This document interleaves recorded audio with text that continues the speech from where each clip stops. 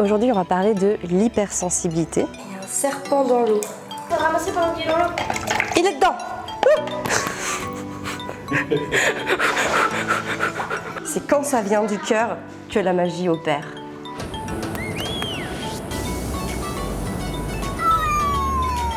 On doit prendre en considération l'émotion et le ressenti qu'il vit à cet instant présent et l'aider dans la recherche de solutions alternatives. Au vu de sa physionomie, je pense pas que ce soit une femelle. Mais c'est un garçon.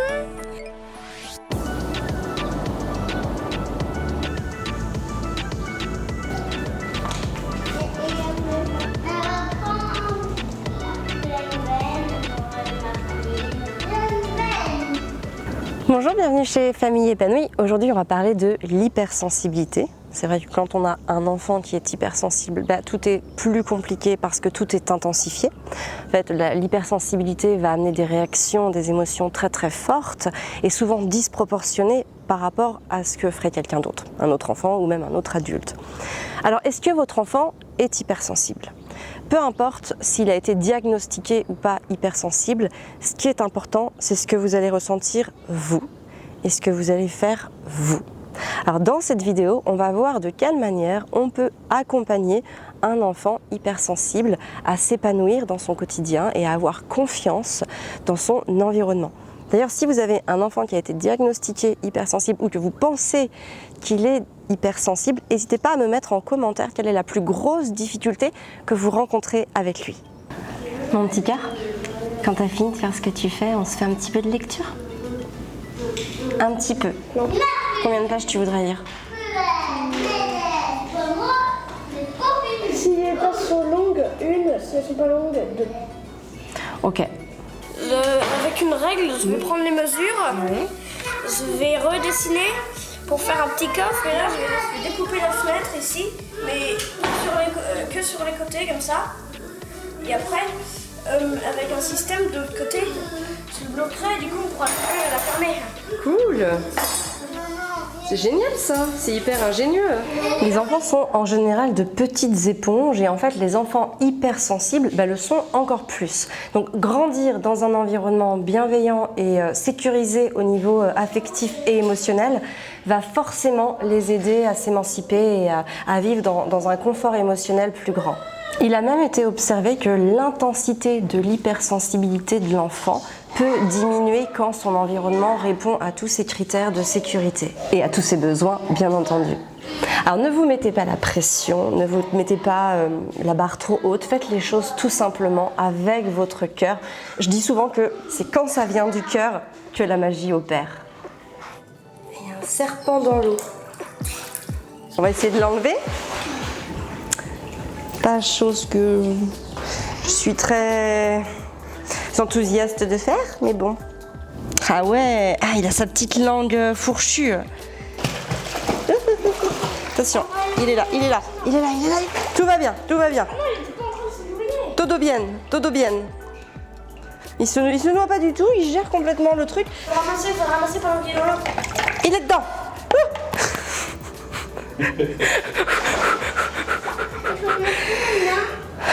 Ah là attends, déjà je reprends le contrôle de mes émotions. Regardez-le, avec sa tête.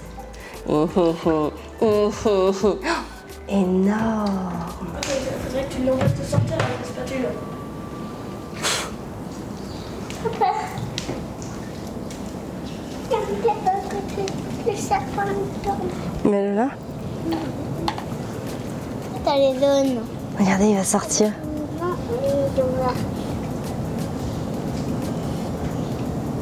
Alors on peut pas vous filmer énormément de choses parce qu'en fait tout le monde est tout nu, même Fabien. Donc je suis la seule habillée qui peut gérer la situation. Voilà. C'est impressionnant.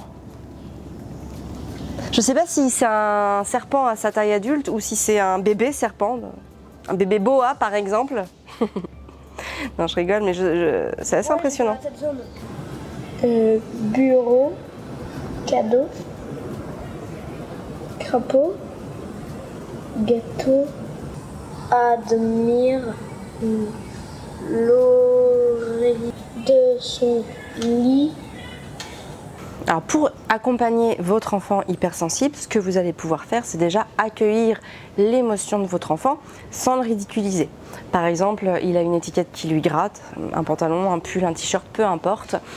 L'idée, ça va pas être de lui dire non mais c'est pas grave, oui ça gratte, mais bon ça va passer ou autre. C'est ok, qu'est-ce que ça te fait? Ça te gratte? D'accord. Est-ce que tu veux qu'on coupe l'étiquette? Est-ce que tu veux changer de pull, de pantalon ou de t-shirt? Parce que il est dans sa légitimité. Si par exemple l'habit n'est pas confortable, peut-être que ça le gêne vraiment, peut-être que c'est quelque chose qui est très gênant pour lui et que ça l'empêche en fait de pouvoir passer à autre chose. Donc on doit l'aider dans le problème qu'il rencontre, on doit prendre en considération l'émotion et le ressenti qu'il vit à cet instant présent et l'aider dans la recherche de solutions alternatives.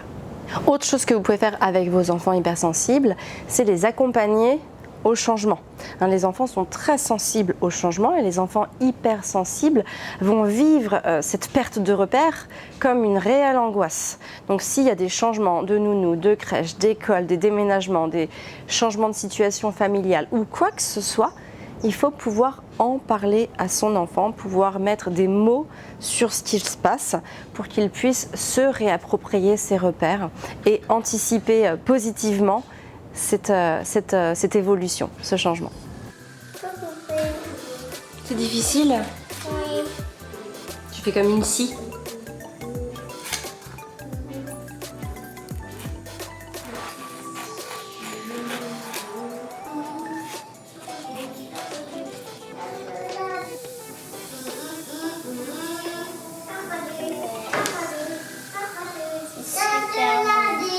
Vous pouvez aussi lui offrir le calme dont il a besoin parce qu'un enfant hypersensible, ça va être d'autant plus sensible à tout ce qui va être agitation ou sollicitation. Donc parfois, il va avoir besoin de se retrouver dans une ambiance très très calme pour pouvoir se reposer son esprit, se sécuriser. Il va pouvoir se réapproprier ses repères et donc pouvoir continuer à vivre sereinement la situation ou le moment qui se présente à lui. Vous pouvez aussi encourager votre enfant à essayer d'autres choses. Ça peut être essayer d'aller vers les autres, d'essayer d'entreprendre des choses, d'essayer des activités extrascolaires qu'il ne connaît pas, mais sans le forcer et sans le brusquer. Certains enfants, et notamment les enfants hypersensibles, peuvent avoir besoin de plus de temps pour se sentir bien dans quelque chose. Ils vont avoir besoin de réfléchir à ces nouvelles choses pour les conscientiser, les vivre, se projeter et enfin se sentir en sécurité en les faisant. Donc le fait de procéder par étapes, d'encourager votre enfant à chaque étape va vraiment l'aider dans sa prise de confiance. Alors par contre, il ne faut pas tomber dans l'excès inverse, il ne faut pas le surprotéger dans chaque situation parce que il ne pourra pas s'améliorer, il ne pourra pas aller au-delà de ce qu'il peut faire si à chaque fois il se sent quelque part brimé ou voilà, arrêté dans son élan. Et puis aussi, ce que vous pouvez faire, c'est l'aider à voir les choses de manière plus objective. Par exemple, s'il tache son pantalon, oui, ça peut être grave pour lui, ça peut être important pour lui, mais finalement, dans la finalité, quand on va mettre le pantalon à laver, la tache va disparaître. Donc il a le droit, par exemple, de ne plus vouloir porter ce pantalon parce qu'il est taché, mais objectivement, il pourra le reporter une fois qu'il sera lavé. C'est pareil pour un jouet cassé. Certains enfants très sensibles vont réagir de manière très très vive au fait d'avoir cassé un jouet, perdu un jouet ou autre. L'idée, c'est de pouvoir lui dire, ok, ça peut se réparer ou on peut le retrouver. Donc voilà, essayez vraiment toujours d'objectiver les sensations de vos enfants, pas les déconsidérer, mais juste voilà, les faire rentrer dans une globalité. Voilà, sur ce, on file à la plage.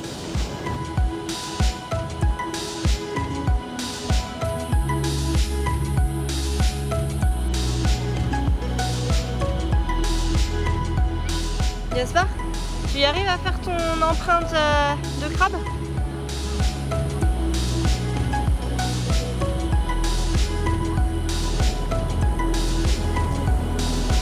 Tu y arrives ici?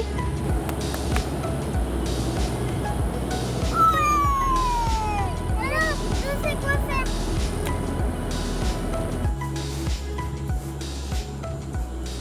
Mauvaise idée.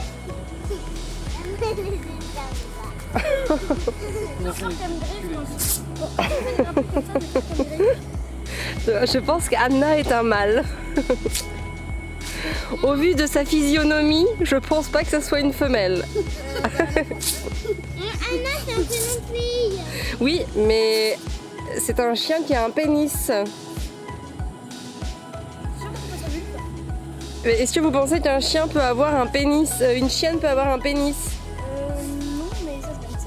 Bah non, du coup c'est un chien, mais alors il s'appelle Anna. Et c'est un garçon? Voilà, bah, clap de fin de la journée. On va manger bientôt, je vais préparer. Là, on va faire des faritas, je pense. Je vais essayer d'inclure des haricots verts, du brocoli, des courgettes. On va essayer de mettre un peu de légumes, d'un peu végétaliser la faritas. Ça va être sympa. On verra si les enfants aiment ou pas. En tout cas, ce que je veux vous dire aussi, c'est que tous ces conseils, toutes ces choses, vous allez peut-être les appliquer avec vos enfants. Peut-être, et peut-être que ça va fonctionner, peut-être que vous allez sentir de l'amélioration au fil des jours, à force de votre pratique. Et moi, il y a juste aussi quelque chose que j'ai envie de vous dire. Peut-être que ces principes-là, pourriez-vous les appliquer aussi à vous-même. Peut-être que vous pourriez agir aussi comme ça pour vous. Voilà, c'est quelque chose qui peut prendre naissance dans votre esprit, et peut-être qu'avec le temps, vous arriverez à faire ces pratiques pour vous-même et aussi comme ça améliorer votre qualité de vie. Si le sujet autour de l'épanouissement maternel vous intéresse, sachez que je donne des conférences en ligne et en live assez régulièrement. Je vous mets le lien pour vous inscrire à la prochaine en description de cette vidéo. Ce sont des conférences dans lesquelles j'aborde la parentalité, la confiance en soi, l'estime de soi, le passé, la colère, la charge mentale et l'épanouissement pour l'avenir. Tout ce qu'on peut faire au quotidien, des petites choses qui vont changer des petits riens, mais qui, à force de petits riens, vont faire des grandes choses. Donc voilà, le lien est dans la description pour pouvoir t'inscrire à la prochaine conférence que je donne. Sur ce, n'hésitez pas à liker, vous abonner à Famille Épanouie et surtout à me dire quelles sont les plus grosses difficultés que vous rencontrez avec vos enfants, qu'ils soient d'ailleurs hypersensibles ou non. Je vous souhaite une très très belle journée. Prenez soin de vous et de vos enfants.